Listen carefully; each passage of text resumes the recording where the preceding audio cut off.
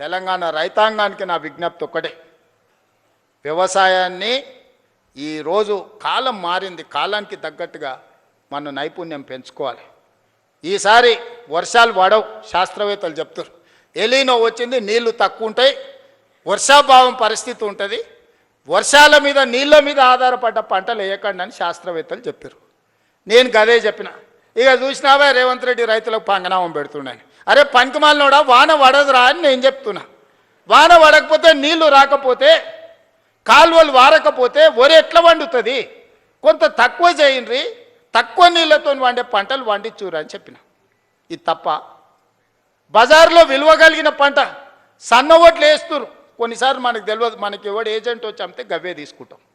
7 రకాలకు మార్కెట్లో మంచి డిమాండ్ ఉంది, 7 రకాలు వేస్తే కొనుగోలుతో పాటు బోనస్ కూడా ఇస్తానని మా ఉత్తమన్న చెప్పిండు. ఒక మంచి మాట రైతులతో, రైతు వేదికలలో ఆ ఇత్తనాలు పెట్టి రైతులకు అందుబాటులో తెచ్చి మళ్ళీ ఏ ఓటి నకిలివి లేకపోతే అవోటి ఇవోటి మీకు మీ తలకు తలిగిచ్చారు కదా అని ఇవాళ రైతు వేదికలలో విత్తనాలు తీసుకొచ్చి మీ అందరికీ అందుబాటులోకి తీసుకొచ్చినాం. పంట మార్పిడి చేయండి అన్నాం. అవసరమైన ఇత్తనాలు మీ దగ్గరికి తీసుకొచ్చి రైతులకు కష్ట సుఖాలు మేం చెప్తుంటే తప్పుడు ప్రచారం, నోరు తెరిస్తే అబద్ధం. దేవుడు ఆ కుటుంబాన్ని మొత్తానికి శాపం పెట్టినట్టు, బిడ్డ ఒక్క నిజం చెప్పినా తలకాయ 1000 ముక్కలేసి వస్తారు మీరు, మీ జీవితాంతం అబద్ధాలే చెప్పుకుంటా బతుకుర్రని. ఆ శాపం ఉన్నట్టుందా? అసలు చూడు, ఒకని మించినోడు ఒకడా అని అమ్మ, ఒకనికి 100 అయితే ఒకనికి 110 మార్కులు వేయాల్సి వస్తుంది అబద్ధాలకు.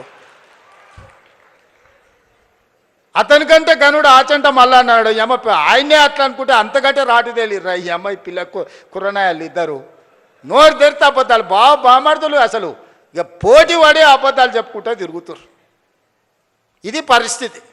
అందుకే ఇవాళ వాళ్ళు ఊరూరు తిరగని, గల్లి గల్లి తిరగని, వాళ్ళు బుద్ధి మారినంత వరకు దేవుడు వాళ్ళని క్షమించడు. బుద్ధి చక్కగా ఉంటే అన్నీ చక్కగా ఉంటాయి. నోరు మంచిదైతే ఊరు మంచిది అన్నారు, అవునా? ఏమక్క, నోరు మంచిదైతే ఊరు మంచిది అన్నారు, అవునా? అత్త కోపానికి వచ్చిన కోడలు జర మెత్తగా ఉంటే ఇల్లు చక్కగా నడుస్తుంది, అవునా? మీరు అందరూ ఏదైనా కోప్పడ్డా నేనేమంటానే, మా వాళ్ళే కదనే, మరి బాధ్యత ఇచ్చినప్పుడు ఓసారి కోపం అవుతుంది. ఇంటి పెద్ద మనిషి దసరా పండుగకు అందరికి బట్టలు తెచ్చినా ఈ కలర్ నాకు నచ్చలేదు అంటది కోడలు, అత్త తెస్తే, అవునా? ఉంటాయి ఇవన్నీ సమస్యలు. గంతెందుక మా అక్కల్ని అడగదలుచుకున్నా, బతుకమ్మ సీరియల్ యాడ్ ఉండే అక్క, వాళ్ళు ఇచ్చినాడు బతుకమ్మ సీరియల్ అయితే జొన్నసేన కాడ పిట్టలకు భయపడనికే కట్టేది. ఇవాళ మనం ఇచ్చిన ఇందిరమ్మ సీరియల్కో మా అక్క మా పెద్దమ్మ మంచిగా కట్టుకొని వచ్చింది. పండుగ నాడు మా తమ్ముడు ఉన్నట్టున్నాడు అని చెప్పి మా తమ్ముని కలుగుతా అని పండుగ పూట చీర పెడితే సారే అనుకుంటుంది పుట్టింటోళ్ళు పెడితే. ఇవాళ నేను పెట్టిన సీరియల్ కట్టుకొని మా అక్కలు వచ్చారు సంతోషంగా. పోయినసారి ఇప్పుడు పాలపిట్ట చీర ఇచ్చినా వచ్చేసారి సిల్కపచ్చ చీర ఇస్తున్నాం మా అక్కలకు మళ్ళీ తొందరలోనే. ఒక్క దాంట్లోనే వాళ్ళు దొంగతనం చేయకుండా, దోపిడీ చేయకుండా ప్రజలకు వనుకొచ్చేది ఏదైనా చేసిర్రా? ఏదైనా నాకు కొంత సమయం పడుతుంది. కొత్త సంసారమైనా మా అక్కలు మా తమ్ముళ్ళు ఈయనే ఉన్నారు. ఇంటోళ్ళం కాదని ఇల్లు ఎడిగలు పెడితే కొంత సమయం పడుతుంది. అనే స్టవ్ కొనాలన్నా, గిన్నెలు కొనాలన్నా, ఉప్పు పప్పు ఏది కొనాలన్నా కొంత సమయం పడుతుంది. ఓ పూట అవసరమైతే అన్నున్నా వండుకోనికే కష్టమవుతుంది. లేకపోతే వండితే ఒకసారి కుదరదు, ఉపాసం పండాల్సి వస్తుంది. సంసారం సర్దుకొని పోవాలి. సంసారాన్ని బజార్లో పెట్టుకుంటే మన గౌరవమే తగ్గుద్ది. అందుకే ఇవాళ అన్ని రకాలుగా ఈ 30 నెలలు కష్టపడి కొలిక్కి తెచ్చినాం. నగదు జమ కాగానే ఎంబడే మీరు అడగకుంటేనే ఈసారి రైతు భరోసా. పోయినసారి కూడా జూన్లో 9 రోజులలో 9,000 కోట్ల రూపాయలు టక్క మీ ఖాతాలు వేసినా లేదా? ఈసారి కూడా అట్లనే వేస్తా నేను. నగదు జమ చేసినా మీకోసం అన్ని జమ చేసి పెట్టినా.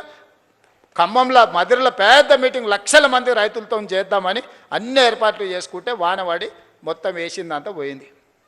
మా బట్టాయన ఫోన్ చేసిండు, మొత్తం ఇట్లా అయింది కదా, మళ్ళీ వారం వాయిదా పెట్టేద్దామని. మీటింగ్ వారం వాయిదా పెడతాం కానీ నగదేసేది మాత్రం వాయిదా పెట్టేది లేదు. ఎంబడే శిల్పారామంలో పెట్టురని నిన్న సాయంత్రం చెప్పినా ఇవాళ పొద్దున్నే పెట్టారు. మీకు కూడా పొద్దున్నే చెప్పుంటారు, అవునా?